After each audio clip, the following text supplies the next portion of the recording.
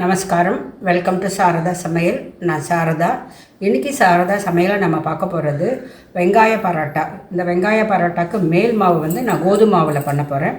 வாங்க இப்போது அதுக்கு தேவையான பொருட்களை பார்க்கலாம். பரோட்டா மேல் மாவு பண்ணுறதுக்கு நான் கோதுமை மாவு எடுத்திருக்கேன். இது 2 கப்பு கோதுமை மாவு, உப்பு தேவையான அளவு, ஓமம் 1 டீஸ்பூன், எண்ணெய் கொஞ்சம் மேலே தடவி கொஞ்சம் சாஃப்ட் ஆகிறதுக்கு வைக்கிறதுக்காக. வாங்க இப்போ மாவு பிசையலாம். 1 கப்பு ஆல்ரெடி போட்டிருக்கேன். இன்னொரு கப்பு, 2 கப்பு கோதுமை மாவு. நான் 3 பேருக்காக பண்ணுறேன். வீட்டில் எத்தனை பேர் இருக்காங்களோ அதுக்கேற்ற மாதிரி நம்ம வந்து மாவு கூடையோ குறைச்சோ போட்டுக்கலாம். இந்த மாவுக்கு தேவையான அளவு உப்பு நான் ஒரு 1/2 டீஸ்பூன் போடுறேன். நிறைய வேண்டாம். இதுக்கு 1 டீஸ்பூன் அளவுக்கு ஓமம் எடுத்துட்டு அதை கையில் நல்லா இது மாதிரி நசுக்கிட்டு இதை போட்டுடணும். மேல் மாவு நல்ல வாசனையாக இருக்கும், ஜீரணாகிறதுக்கும் ரொம்ப நல்லது. முதல்ல இதை எல்லாத்தையும் நல்லா ஈவனாக கலந்து விட்டுடலாம். சப்பாத்தி மாவு பதத்துக்கு மாவு பிசையணும். அதுக்கு தேவையான தண்ணி சேர்த்து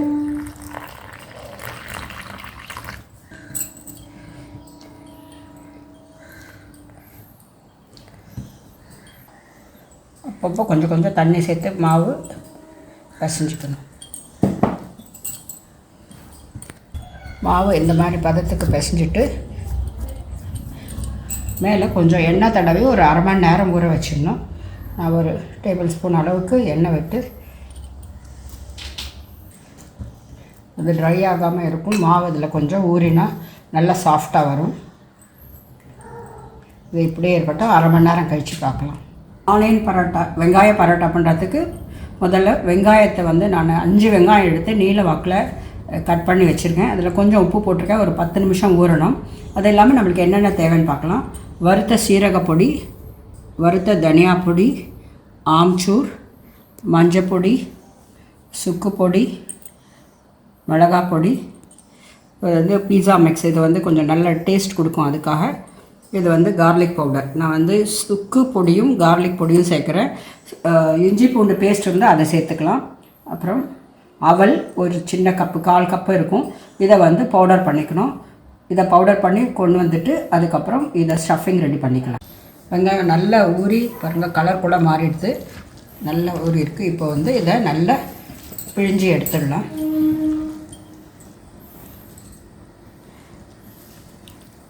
கொஞ்சம் கூட தண்ணி இருக்கக்கூடாது, நல்லா பிழிஞ்சிடணும்.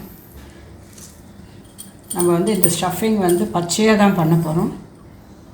உப்பு போட்ட பிறகு பிழிஞ்சு எடுத்தால் இவ்வளோ தண்ணி வந்தது. இதோட பிசைஞ்சால் வந்து ஒரே லூஸ் ஆகிடும். ஸ்டஃபிங் வந்து மாவை விட்டு வெளியே வந்துடும். அதுக்காக தான் இது மாதிரி பிழிஞ்சு எடுத்துடணும். நம்ம இப்போது ஸ்டஃபிங் ரெடி பண்ணலாம். அதுக்கு முதல்ல மஞ்சள் பொடி ஒரு 1/4 ஸ்பூன் அளவுக்கு, ஆம்ச்சூர் 1 டீஸ்பூன். நான் இதில் புளிப்பு, உப்பு, காரம் எல்லாமே இருக்கணும். வறுத்த தனியா பொடி 1 டீஸ்பூன், வறுத்த சீரகப்பொடி 1 டீஸ்பூன், சுக்கு பொடி 1/2 டீஸ்பூன். இது வந்து பீஸா மிக்ஸு. டேஸ்ட் நல்லாயிருக்கும், அதுக்காக கொஞ்சம் சேர்க்குறேன். இது எங்கள் வீட்டில் இருக்கிறதுனால சேர்க்குறேன். இது இல்லாட்டி பரவாயில்ல.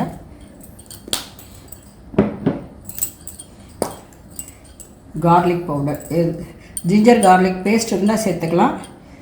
எங்கள்கிட்ட பேஸ்ட் இல்லை, அதனால் கார்லிக் பவுடர் 2 ஜிஞ்சர் பவுடர் 2த்தையும் சேர்த்துருக்கேன்.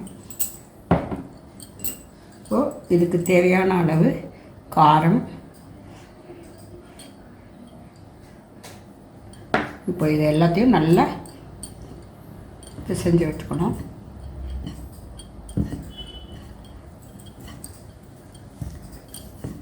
இப்போ இதில் சாப்பிட்டு பார்த்தோம், காரம் ஜாஸ்தியாக இருக்கிறதுனால நான் கொஞ்சம் உப்பு இதில் சேர்க்குறேன்.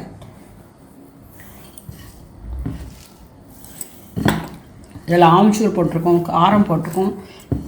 எல்லாத்தையும் பேலன்ஸ் பண்ணுற அளவுக்கு இதில் உப்பு கூட இருக்கணும். இப்போ எல்லாம் சேர்த்த பிறகு கடைசியாக அவல் வந்து பவுடர் பண்ணி வச்சுருக்கோம். ஏன்னா சப்போஸ் இதில் கொஞ்சம் தண்ணி விட்டால் கூட இதை வந்து அதை இழுத்துடும். அதுக்காக தான் அவல் போடணும்.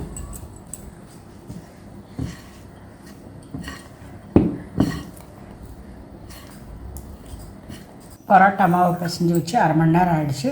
இப்போ இதை நல்லா ஒரு தடவை பிசைஞ்சிட்டு நம்மளுக்கு வேண்டிய அளவு உருண்டையாக உருட்டி வச்சுக்கலாம். இதை மாதிரி நல்லா அழுத்தி அழுத்தி பிசையணும்.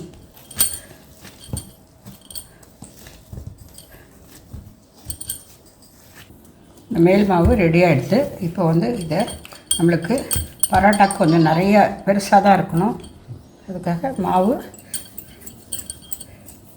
இந்த மாதிரி பெரிய பெரிய உருண்டை பிடிச்சி வச்சிடலாம்.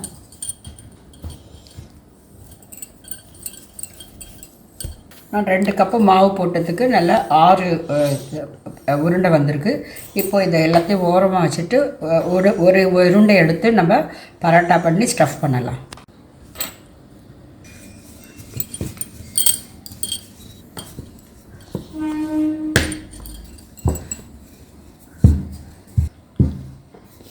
இந்த சப்பாத்தியை நல்லா பெருசாக வந்து திரட்டியாச்சு. இப்போ இதில் வந்து ஸ்டஃப் பண்ணணும்.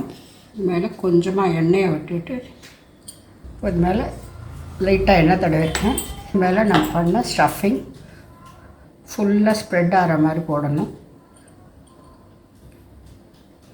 இது வந்து நல்ல வாசனையாக இருக்குது.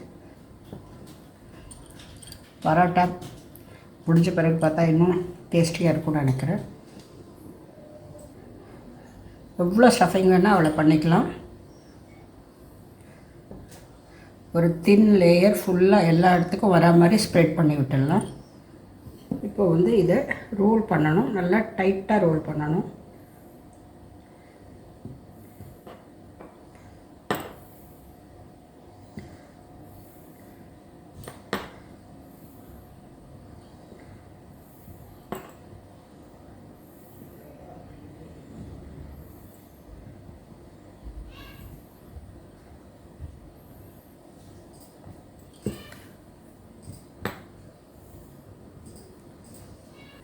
இதை மாதிரி ரோல் பண்ணிவிட்டு இதை லைட்டாக நம்ம பரோட்டா எப்படி ரோல் பண்ணுவோமோ அதே மாதிரி ரோல் பண்ணிவிட்டு இதை கீழே வச்சுட்டு இப்படி அழுத்தி வச்சிடணும்.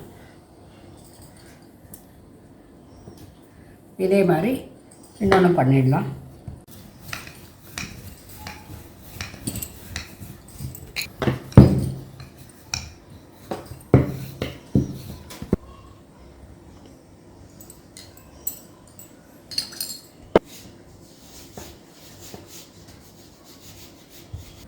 இந்த ஸ்டஃபிங் போட்டுடலாம்.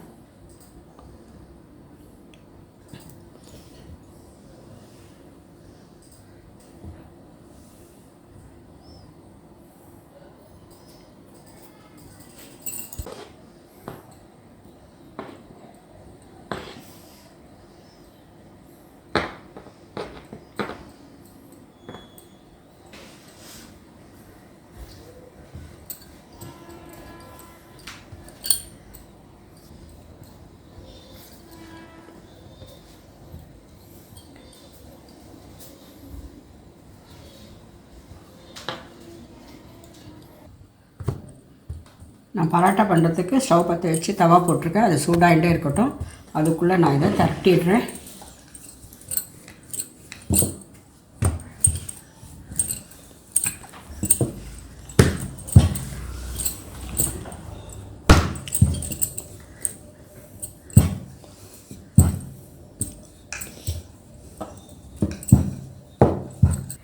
இது ரொம்ப ட்ரையாக இருக்குது. அதனால் கொஞ்சமாக எண்ணெய் விட்டுடுவேன்.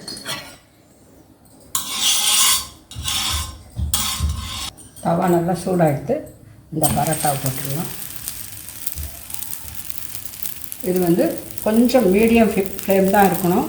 ஏன்னா இதில் வந்து எல்லாமே பச்சையாக தான் இருக்குது. அது வேகிறதுக்கு கொஞ்சம் டைம் எடுக்கணும். அதனால் மீடியம் ஃப்ளேம்லேயே வச்சுட்டு 2 பக்கமும் 4-5 தடவை திருப்பி போட்டு எடுக்கணும். இது மேலெல்லாம் கலர் மாறிடுத்து. இப்போ திருப்பி போடலாம்.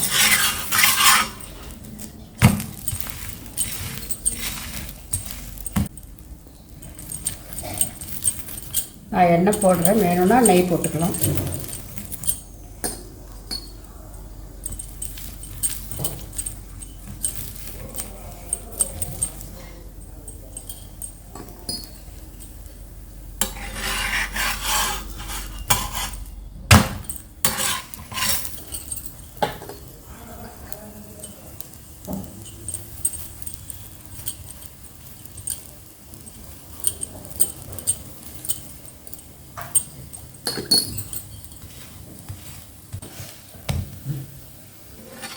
இப்போ திருப்பிடலாம். நல்லா கோல்டன் ப்ரௌன் ஆகிருக்கு. இந்த வெங்காய வாசனை கூட நல்லா வர ஆரம்பிச்சிருக்கு. ரெண்டாவது பரோட்டா கூட நல்லா 2 பக்கமும் கோல்டன் ப்ரௌன் வர மாதிரி சுட்டாச்சு. இந்த சூடான பரோட்டா மேலே கொஞ்சம் வெண்ணெய் போட்டு அது உருகி அது கரைஞ்சி சாப்பிட்றது ரொம்ப டேஸ்டியாக இருக்கும். வெண்ணெய் கூட அப்படி லைட்டாக கரைஞ்சி ஸ்ப்ரெட் ஆகிட்டே இருக்குது. நம்ம அதை நல்லா ஸ்ப்ரெட் பண்ணிவிட்டு இதை வந்து தொட்டுக்கிறதுக்கு ஜென்ரலாக எந்த பரோட்டா பண்ணாலும் ஸ்டஃப்டு பரோட்டாக்கு ஊறுகாயும் தயிரும் நல்ல பெஸ்ட்டு காம்பினேஷன். நான் இன்றைக்கி ஊறுகாய் தயிரில் கொஞ்சம் சீரகப்பொடியும் மிளகாப்பொடி கொஞ்சம் உப்பு போட்டிருக்கேன். இதை கலந்துட்டு சாப்பிட்டா சூப்பராக இருக்கும்.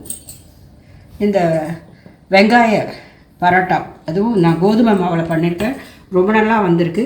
நீங்களும் உங்கள் வீட்டில் ட்ரை பண்ணுங்கள், சூப்பராக வரும். எல்லோரும் இந்த மைதா அவாய்ட் பண்ணணும் அப்படின்னு எல்லாருமே நினைக்கிறோம் இல்லையா?